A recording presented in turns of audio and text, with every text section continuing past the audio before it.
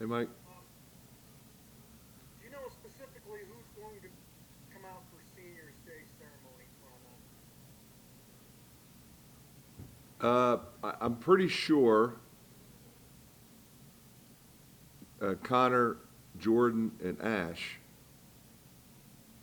I think I'm right on that. And then three managers: Alex Dickey, Luke Slavens, and Jack Devlin. what does this mean for Connor?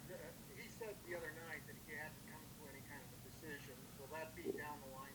Yeah, I think that decision will be down the line. It'll be dependent on his health, and I mean, I think he's going to still thinking about baseball. That's been really hard. He hasn't been able to do anything.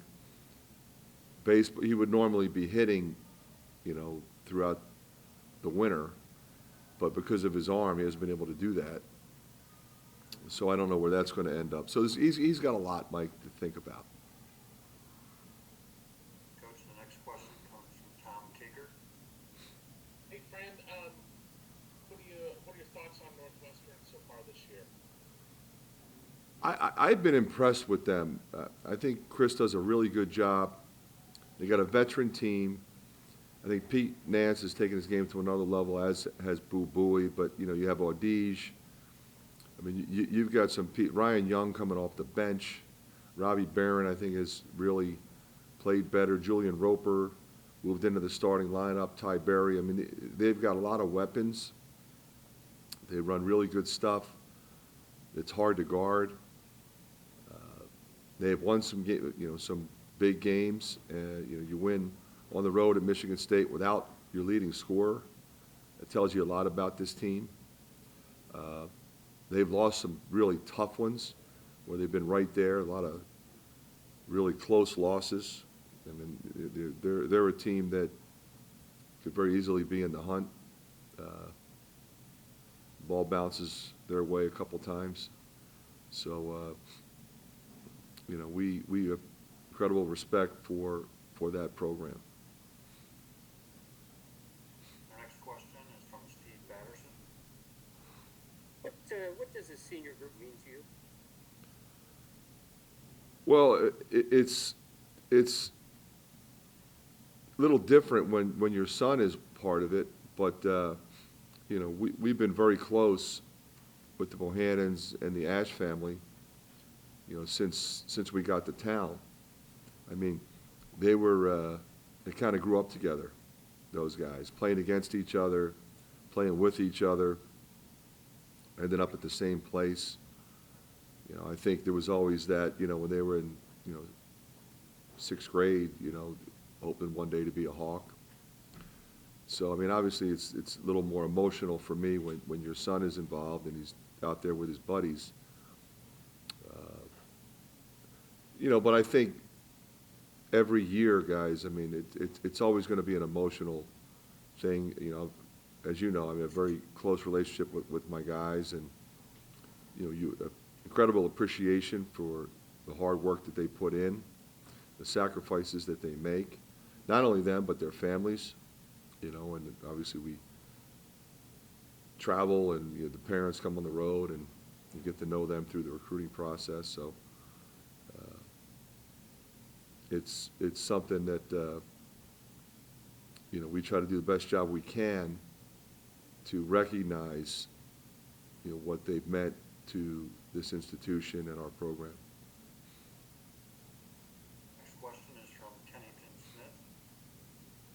Morning, Coach. Thank you for taking the time. Looking at this senior class in terms of what they've meant to this year's team, you've spoken a lot about how young this team is. Just from a leadership aspect, how have you seen them bring them along to the point where they are now, and the team is rolling in the month of February? Yeah, I mean, those three guys have really been critical. Obviously, J-Bo's numbers for the entirety of his career have been really impressive. With Connor and Jordan in the mix, and Austin, we've won a lot of games with that nucleus. But I think those three guys this year, as you looked at our roster and saw that we've got some really good young players, and how do we bring them along, and how do we assimilate Philip Racha, that was going to have to be something that came together for us to enjoy any success in this league with as good as it is top to bottom. So that is manifested every day with how we work, how we prepare, and it's done over a long period of time. You know, and that's, I guess, the very definition of culture. It's what it is. You know, people throw that word around a lot. What does it mean? Well, it's how you live your life on a daily basis to prepare to be really good at your craft and to be part of something special. You have to make sacrifices, and you have to be a great teammate, and you have to be a leader. You have to hold each other accountable. Not every day is perfect. So how do we respond to adversity? How do we respond to injury? How do we get through tough times? And that's what those guys have really been phenomenal examples of, you know, positivity, and the respect that they have in the locker room is something special to see. Tom Kaker. Man, I don't know if we've ever asked you this, but what has it been like to coach your sons, both your boys, and did it live up to what you thought it was going to be? It's been great, Tom. You know, you'd probably expect me to say that even if it wasn't, but the reality is it's been phenomenal. No issues at all. They have some of their most dear friends in that locker room. There's a incredible respect there, and they've earned playing time and they've produced. But you know, we roll with it like everybody else. There's ups and downs, and they're committed to winning. They're committed to being really good, and they're committed to being great teammates. And I think it's recognized by the other guys in the locker room. So, you know, for me personally, to see them every day is something special. And to kind of go on this ride together, you know, for years, you know, they would kind of be on the bus or on the bench, you know, ball boys, whatever, you know, and now to be wearing the uniform is something that, you know, it's meant a lot to me. It's something I'll always cherish. And it's something that I hoped would happen, and it did. Mike. Fran, between Jordan and Connor, you've got 4 hip surgeries. This is something that I can't relate to, and I don't think very many people can relate to. How did they do this? Well, I think, Mike, and I appreciate you saying that because it was incredibly painful. Those surgeries are painful, and the rehab is extensive. So you're right. It takes tremendous commitment to want to get back to doing what you love to do, but to be able to do it at the highest level. Because if you shortcut it, you're not going to be successful when you get back on the court. You're not going to be able to physically do it. So I'm really proud of both of them with how they fought through. And you think back also how they fought through and finished the season when they were already injured. You know, they both did that, knowing that the surgery would take place after the season and they would eventually get back to being where they could be. So to watch them both kind of endure those difficult times and come out the other end successfully, you know, just I think speaks to their character. We have time for a couple more questions for Coach, if anybody has any follow-ups. David Eichel. Fran, I think last year, maybe a month from now, we thought that Austin Nationals was going to come back.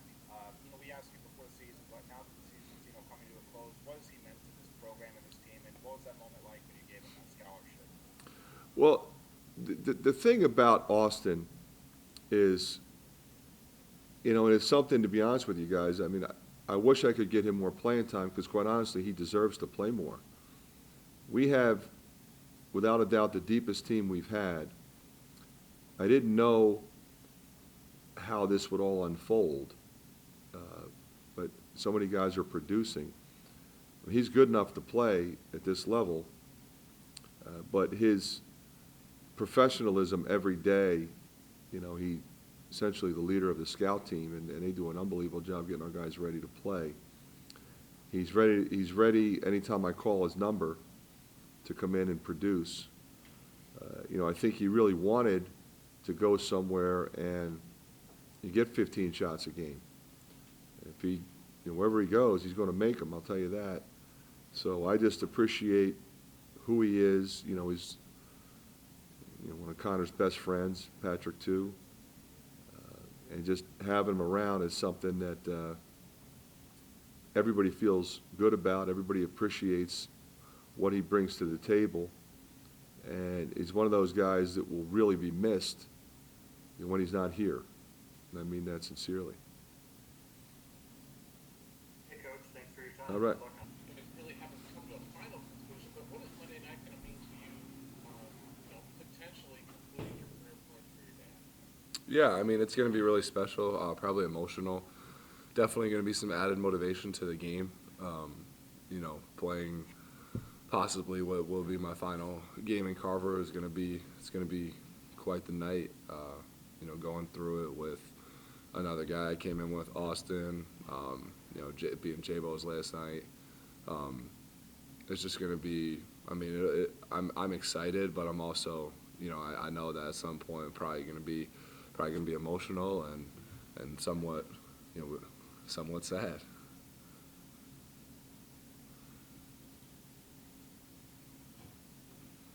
Kennington Smith. Morning, Connor. Thank you for taking the time. Your dad has said throughout the year that you're somebody, Jordan and Austin, who have kind of been through the wars and accredited y'all for bringing this young group along. As we're entering the end of the regular season, what's it been like to watch a lot of young players kind of grow into the role that they're in now?